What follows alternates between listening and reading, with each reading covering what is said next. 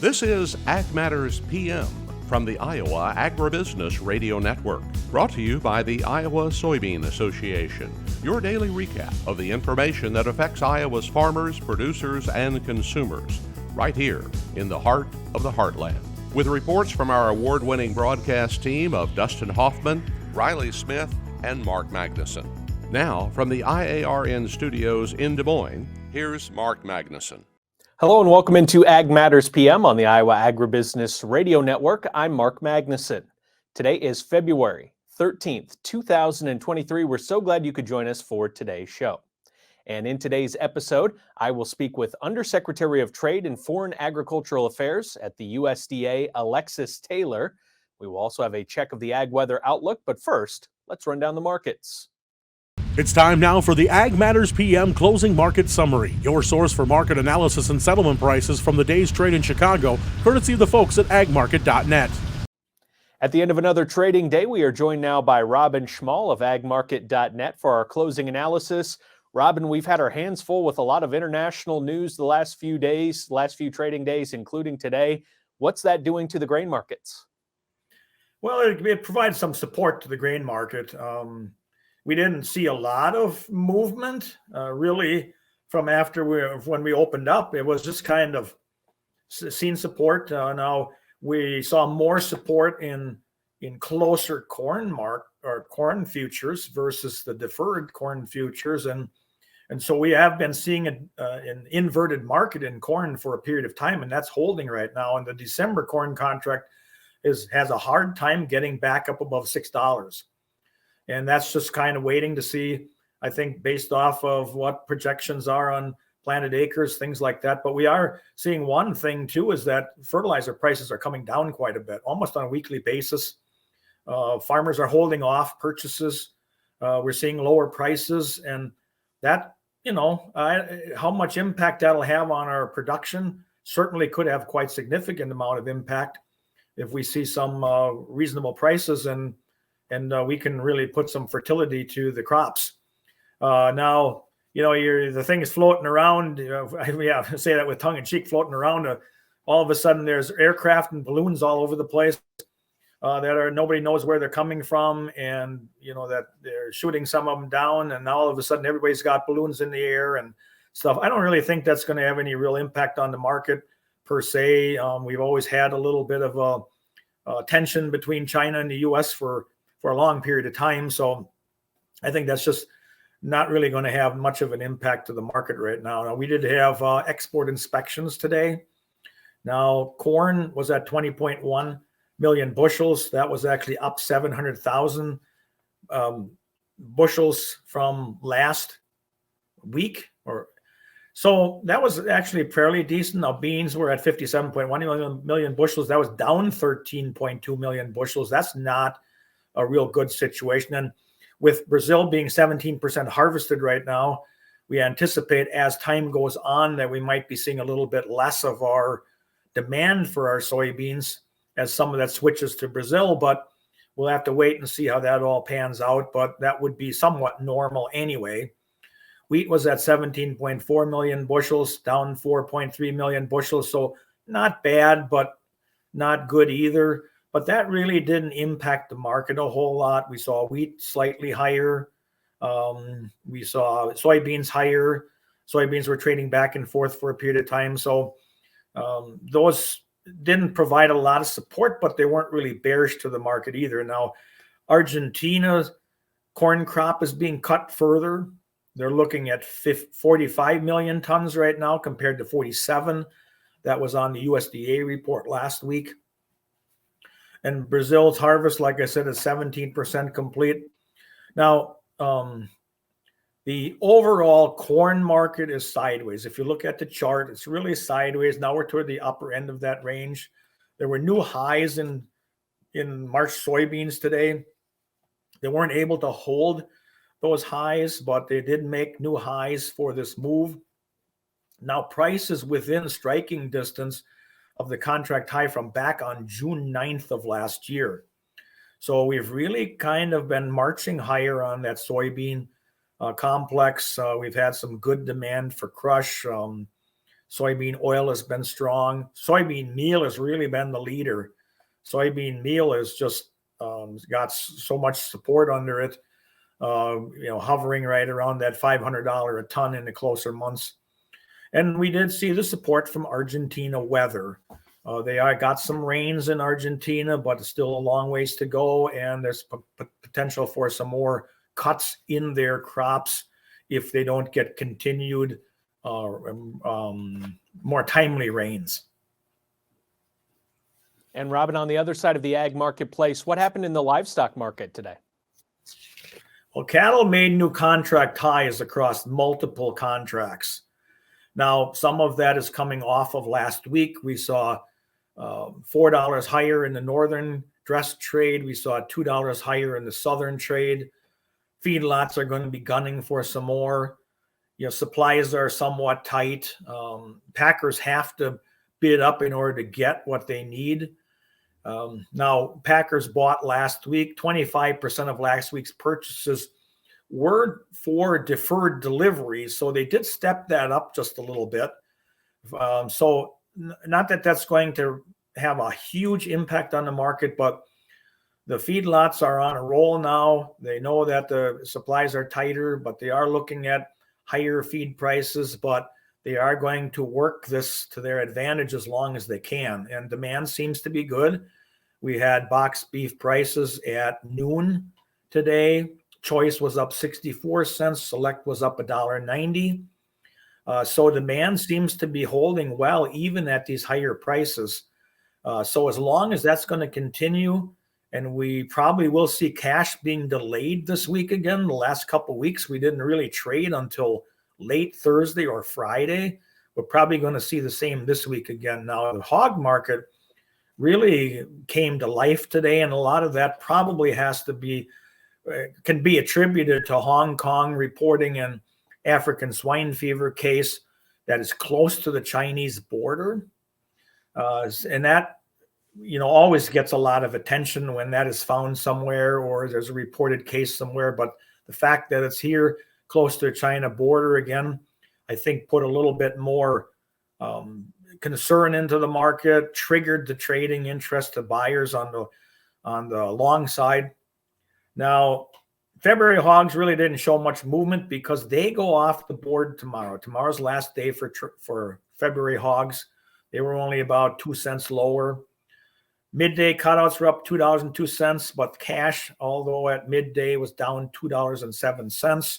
That will change when everything is all said and done. But the hog market does give kind of an indication that maybe that is starting to build a little bit of a base in it. And we'll have to see as time goes on, but it may be starting to build a little bit of base technically. It just needs to be a follow-through fundamentally at this point in time. Robin, thank you so much for the analysis as always. How can our viewers get in touch for more great information? They can call me directly at 877-256-3253, or they can go on to agmarket.net. Phone numbers on it. That'll go into the general mailbox, and somebody will be glad to help them. He is Robin Schmahl with agmarket.net, our guest here today for our closing analysis. Robin, thank you so much for the time. Have a great rest of your day. All right, thank you, and you also, and it's always a pleasure to be on. That was Robin Schmahl with agmarket.net. Let's turn our attention now to the closing numbers, courtesy of the folks at Bar Chart. March corn is up 4.5 at $6.85 even. New crop December corn up 3/4 cent at $5.96 3/4. March soybeans up 1/4 cent at $15.42 3/4. New crop November soybeans up 6 even at $13.84 3/4. May soybean meal up $5.20 at $4.85.40. May soybean oil down 42 cents at $60.24. Chicago wheat up 5 even at $800 3/4. Minneapolis wheat up 1/4 cent at $9.23 1/4. And Kansas hard red wheat up 3.5 at $900 1/4. May oats down 4.5 at $3.68 even. On the Merc, February live cattle up $1.07 at $162.27. March feeder cattle up 80 cents at $187.20. February lean hogs down 5 cents at 75.82. February pork cutout up 32 cents at 81.07. And February Class 3 milk down 1 cent at 17.93. And that's been a check of the Ag Market Recap here on Ag Matters PM. We're going to go ahead and take a quick break to hear from our sponsor, the Iowa Soybean Association and the Soy Checkoff. And when we come back, I will speak with Undersecretary of Trade and Foreign Agricultural Affairs at the U.S. Department of Agriculture, Alexis Taylor. This is AMPM.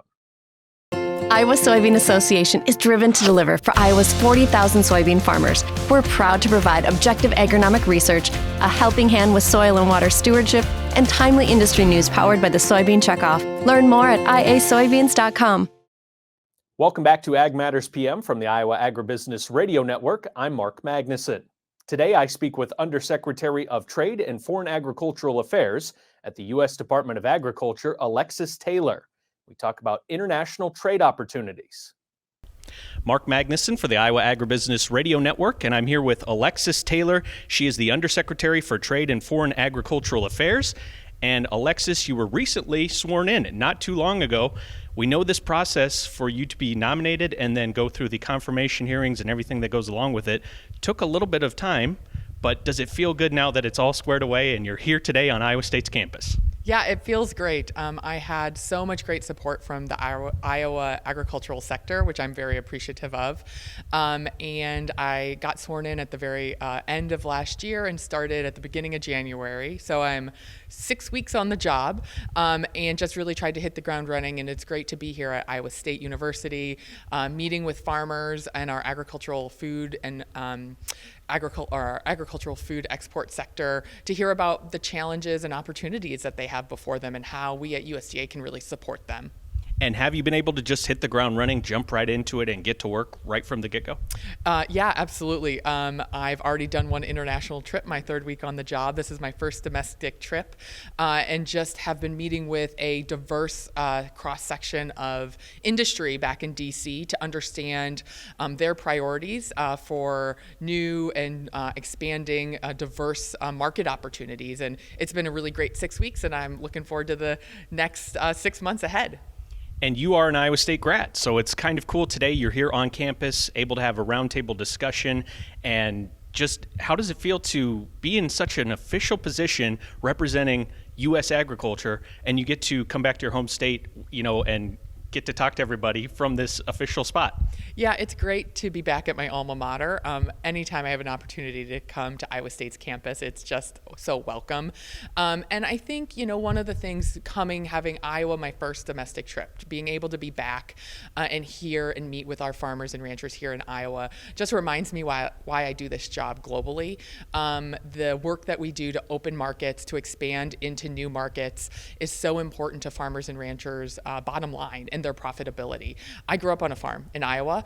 My family still farms. And so the work that I do, being able to tie that back to their livelihoods is really important to me and impactful. And I carry that with me when I'm in DC or all over the world.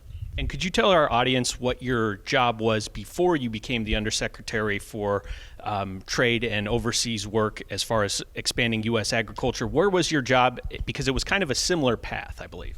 Well, I started my career after graduating Iowa State. I moved to DC and started working on Capitol Hill. And so I worked for the late Congressman Leonard Boswell. I worked for a Montana senator. And then I went to USDA and worked in the domestic farm policy and international trade space. From there, I went to work at Oregon, and I ran the State Department of Agriculture in Oregon, so helping farmers and ranchers and agribusinesses there navigate natural resource protection, building economic opportunities, including exports, and developing international markets in priority countries around the world. And so coming back to USDA, it feels very familiar. I think there are so many opportunities, and we continue to set records in the agricultural export space. The Commerce Department just this week released the calendar year data for food and agricultural exports, and we set a record of a record. So we exported last year $196 billion of food and agricultural exports. And that's excellent, and that's so important and impactful for Iowa farmers and producers in the state. $14 billion of that was from Iowa food and agricultural exports. So that's important to the economic viability of rural communities and our farmers and ranchers' bottom line here. Do you feel that when you're in Washington, D.C., because like you said, you grew up on a farm, you have that authenticity, do you think people take you, very seriously in that respect then because you have grown up your whole life with a farm background? I think so. I think because I've seen a lot of the practices or the benefits that we talk about in DC, I've seen it firsthand. I can talk about seeing my dad, moving to no-till early on in the late 80s, and the impact that's had, and now that's common practice here. And we're deploying more advanced conservation practices like cover cropping. And so I think, having that background, having those relationships, my family still farms. The people I grew up with, my friends and neighbors are still in agriculture. And so having those relationships just to even tap back into, to talk to about what really is going on, what the real challenges and the real opportunities they see, and then trying to bring that back to DC as I'm meeting with other countries and officials and policymakers within DC, I think is impactful. So you mentioned those really big export numbers, those amount of money that's being moved as far as trades overseas. Do you think then there is still a lot of room to expand? Is there a little room to expand? Are we touching the ceiling? Where are we at with what we can do promoting and moving U.S. agricultural goods overseas? While those numbers are impressive, I think there is still a lot of work to do. There are many new market opportunities. We are at USDA looking to diversify our markets to give our farmers and ranchers and exporters more diverse export opportunities. I think that's important. I think at the same time as sustainable farming practices come online, how do we develop a market where farmers can actually capitalize on a premium for those products? I think consumers are saying, we want to know how our food and ag products are being grown, raised, and harvested, and how do we build that marketplace so Iowa farmers can tap into that and really see the benefit for the good, sustainable farming practices that they're doing every day on their farm. So what would you say then is your mission statement, what is your goal for now that you have officially been sworn in, you've been already getting to work, what would you like to see done here in your time in this role? So I think looking to build new diverse markets is a priority, making sure that we have access to those markets where producers want to go. It's not where I want to go, it's where do they see the market opportunity, where do they want to invest their time, and how do we as the government help support that effort. I think also ensuring that our trading partners are living up to the commitments and agreements that they have made to our farmers and ranchers. That is also another priority, and so in spending a lot of time with our trading partners on where the challenges are, how do we try to move forward and really deliver that market access that our farmers and ranchers need to continue their economic viability. Is there anything else you'd like to let our viewers, our listeners know about when it comes to what you're excited about in this new role and just going forward, what you hope to see? I think there is just so much opportunity. Agricultural exports are so important to farmers' bottom line. What we see is for every $1 of food and ag products exported, that generates over $1 in economic return. And so these are investments that our farmers and ranchers then reinvest into their communities in upgrading their equipment, increasing conservation practices on their farm. And so it just continues to perpetuate, I think, the benefits that our rural communities experience. And so exports are an important component, and I'm excited to be working with our agricultural community, our farmers and ranchers and producers in Iowa to try and bring those benefits here. And I've got to ask this because I read it in your bio. 160 years for the family farm. So a heritage farm plus even on top of that, another decade. There weren't that many people in the state of Iowa at that point in time. I mean, how prideful are you in that fact? 160 years on your family farm at home here in Northeast Iowa. Yeah, I'm very proud of that fact. It is certainly part of our family identity. As you can imagine, it's kind of like the fifth member of our family. I grew up in the house my dad was born in.